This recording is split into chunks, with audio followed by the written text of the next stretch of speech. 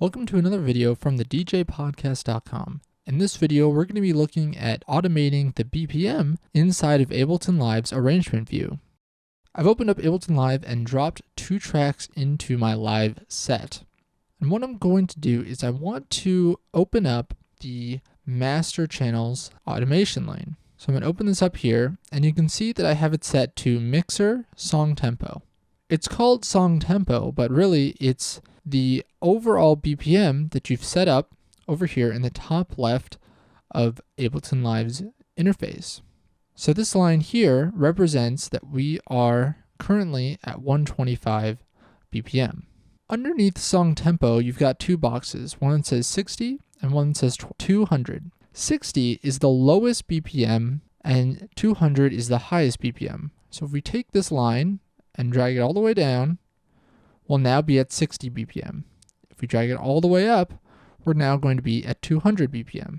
When I drag this, the BPM on the top left changes. Obviously, when you're doing a mix, you're not really going to be mixing from tracks that are at 60 to 200.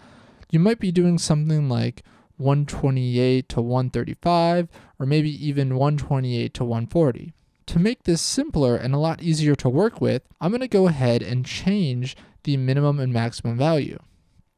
So for this, I'm going to change the minimum to 125, that's the BPM that we're at now, and I'm going to change the maximum to 130.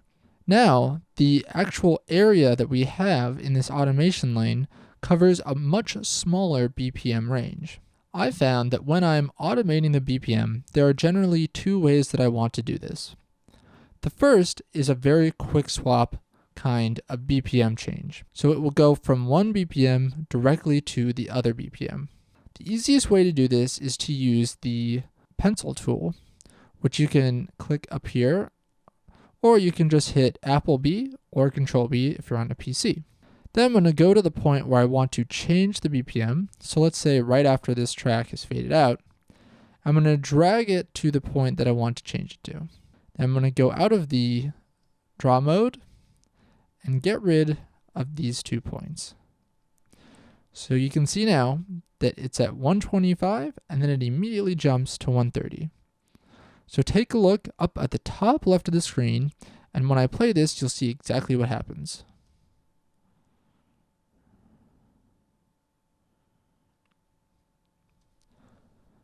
There was a quick jump there from 125 to 130 BPM.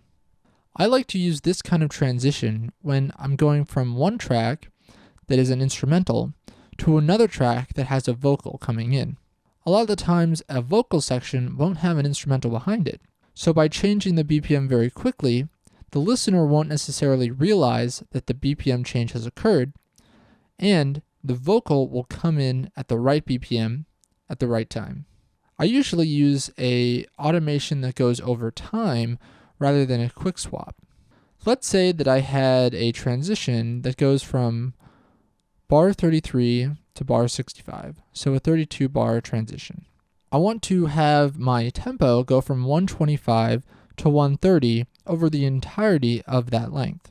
Because of the length of time that that transition is going to occur, the BPM changes will be very minute. There will just be a lot of them in that time frame. To do this, it's very easy. What you want to do is go and click on the first point that you want to start the transition.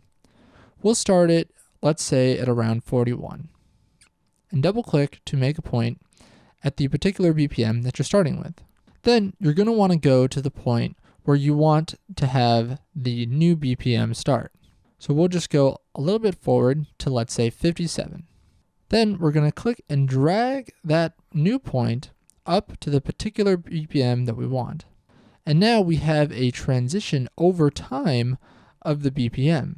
During those 30 seconds, the BPM will be changing by 5, but the listener isn't really going to notice it because it gives enough time for Ableton's time stretching to sink in and go from one track to another. Here's a screenshot of one of my DJ mixes where I use BPM automation. Over the course of 1 hour, I used BPM automation to go from tracks playing at 128 BPM to tracks playing at a much higher BPM, like 138 or 140. Thanks for watching this video on BPM automation inside of Ableton Live's arrangement view. At this point, you should be ready to start making more complex DJ mixes. If you'd like to see more videos, please visit thedjpodcast.com. Thanks for watching.